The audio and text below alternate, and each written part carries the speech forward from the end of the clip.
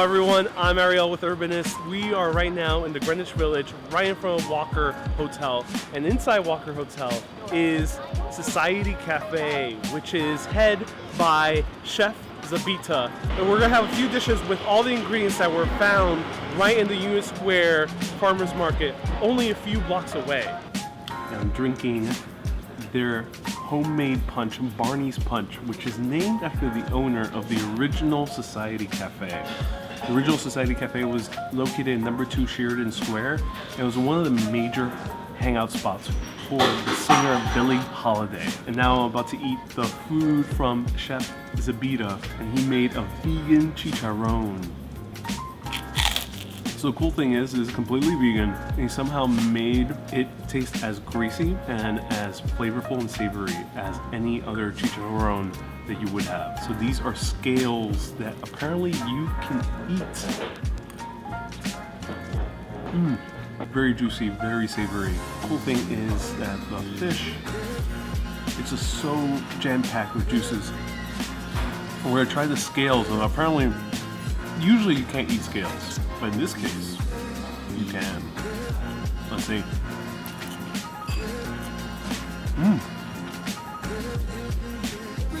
So it's very juicy, very crunchy. It is similar to eating like a chip, but with all those wonderful fish juices that you get from eating scale, similar to eating skin off of fried chicken. So right now I'm in behind the scenes inside the kitchen of Chef Zabita in Society Cafe, and we're looking at a duck steak dish. That looks so good. So what we're looking at right now? What we have here is I have a roasted duck breast. We crushed it with the chamomile that we brought from the market. I take it, I dehydrate it, turn it into a super powder, crush the duck breast, and then we just roast it off. So it's got a really like cool floral flavor to it. And we finished it, we're pairing it whatever with we've got the grits, the red market, the bloody red butcher grits, right? The asparagus that we picked up, ramps that we grilled, and the little lettuce here is claytonia that we picked up. And what's that you're putting on top of it? Just a simple duck jus, roasted duck bones, bacon duck stock. So we brought the ocean water, and obviously, as I said, it takes a long time to make it, so it's not something that we could have done in this process. Yeah. So I do have some that I made in the past from the same ocean. And you can see. So this is salt extracted from those 2 tubs of ocean water. Yeah. You know, it's got like a big chunks in there, but we break it up. Trying some legit salt. You guys don't know the power of salt. This is salt from the actual ocean, probably from off the coast of Long Island. Yeah, exactly. Wow. It's cool, right? Oh my god, am I swimming right now in the middle of the Long Island Sound? It feels like, I mean, it has that taste like if you were hit in the face with a bunch of ocean water, right? You're like, yeah, exactly. Like wiped out by a wave.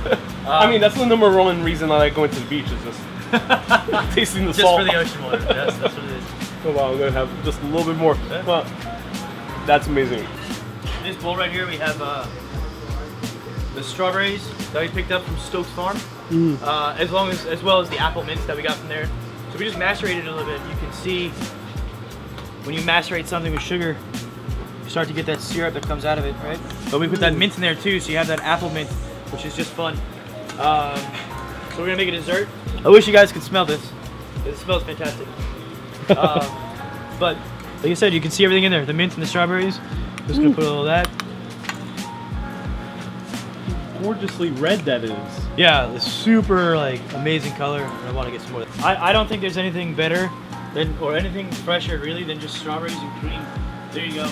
Oh man. And if we were at my grandma's house, we would have put a little bit of sambuca in this. All right, up next is the duck. I'm so excited for this because I love duck, and you can't really find it in too many places here in New York City. And this is duck with grits. Grits that we just got from the farmer's market. Oh wow. Those are some real grits. The mark of a true grit is how creamy it is and how flavorful it is. It can't be too creamy that you have no texture. And it can't be too flavorful. It has to be just right to have a nice little base for whatever you put on top of it. In this case, it is a duck. Man, these grits are amazing. Wow. Mind blown. And jump in here so we can... Sure, I'm gonna swing all the way. Slash out over. Very intimate table for two of us. Yeah, I indeed. like this. Nice. These are the ramps, Yeah, and these those are ramps. very Yeah. rare to find. Yeah, these are City. what you'll see again only for maybe a month or so of the year in the springtime, and just kind of like I mentioned earlier, like let the ingredients speak for themselves. So just grill them easily. Same with the asparagus, and that's it. Okay, let's try some ramps. I never tried some ramps before. Yeah. Well. Oh man, that's very flavorful. That reminds me of broccoli rabe.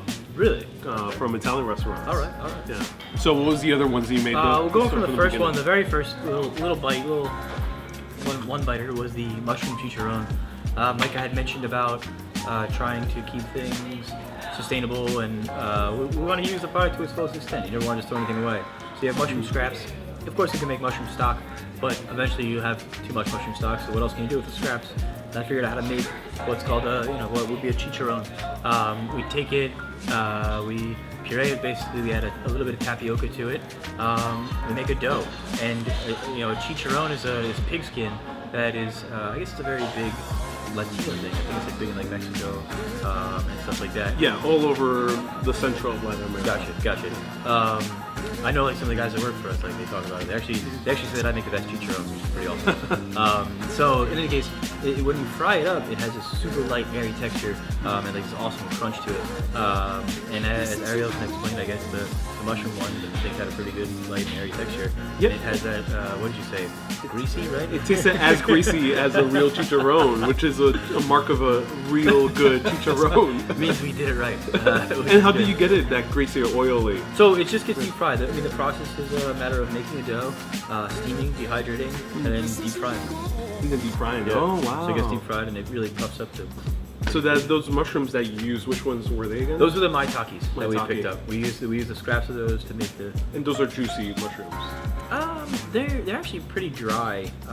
When you make the dough, you need a little bit of water or maybe a mushroom stock to help them like bring it together. But and that's how you get the essence of the maitake mushrooms. Amazing. And now to what is this? The second dish was from the Blue Moon dish, the black sea bass that we got from them, which is cool because she said the market for that just opened up. We're talking about seasonality, so like the black bass is a pretty regulated fish in the sense that there can only be so much caught at once. Once they hit that quota, it's done. And the cool thing about the fish is you use the scales in order to make it. Yeah, actually, so the whole dish, right? Was what we did is we made a tartare out of it, ceviche actually, I guess, right? Because I put a lot of lime juice to it. We used some of the spring garlic we got, a little bit of red onion and spring onions, which were also at the market. Put a little Fresno chili in there for a little kick, and then heavy on the lime juice, olive oil. Mix it together, season it of course, into the bowl. We had the tempura maitake, and then the fish skin, what I do is we clean it, we leave the scales on it, we clean the inside, and then we deep fry it, and it gives, it might curl, but the scales puff up like a popcorn texture, and give a cool crunch. Cool crunch to it. That's cool. And one thing that really stuck out to me is that you looked at the scales and the fish and you're like, I want that. Yeah. And then did you already have in mind what you were going to do, or did it come out in the kitchen? No joke, it came out in the kitchen. Oh, amazing. A lot of times we'll take a fish skin and we can clean it and clean it completely and then actually dehydrate it. You make like a very thin chip. But I was like, let's see what happens with the fry. You're so free to talk about all your ingredients and how you make your food. It's because your menu changes so much. Menu changes that you have no possible. secrets to keep, really. No, and I mean, to be honest, when it comes to keeping secrets, I've been in the presence of chefs that keep secrets before, and I think that's why. Interesting. I mean, what's the point of writing a cookbook? Chefs write cookbooks all the time. So the chefs that I've been around that don't share their secrets, quote unquote, what are you scared of?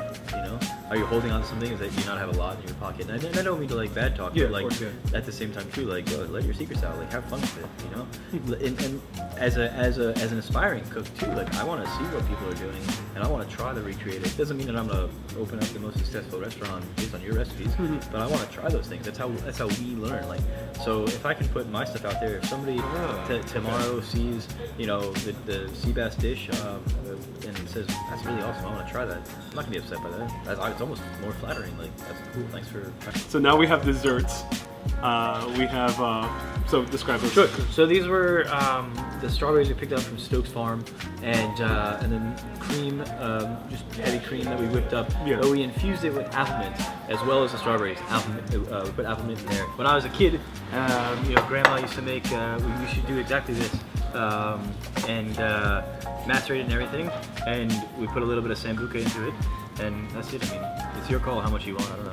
You gotta Go for drive. it. What's the grandmother's recommendation? Depends how loud I was being and how quiet she wanted me to be. Okay, I'm being very loud right now. Alright, yeah, there you go. We just mix it all Perfect. together. So Good to go. sambuca right there. All right, amazing. With the spoon.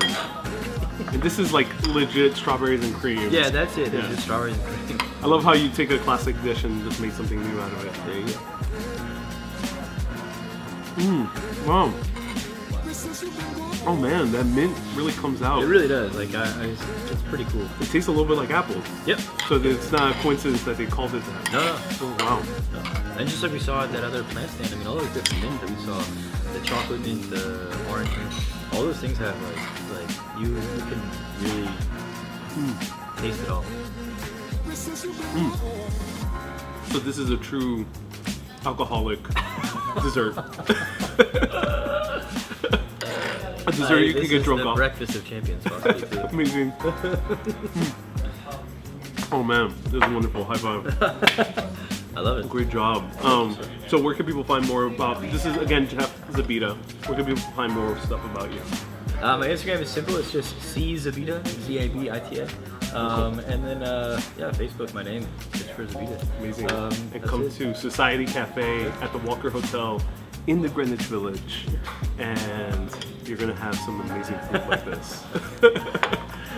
Have a great day, everyone. Thank you. Thank you for watching.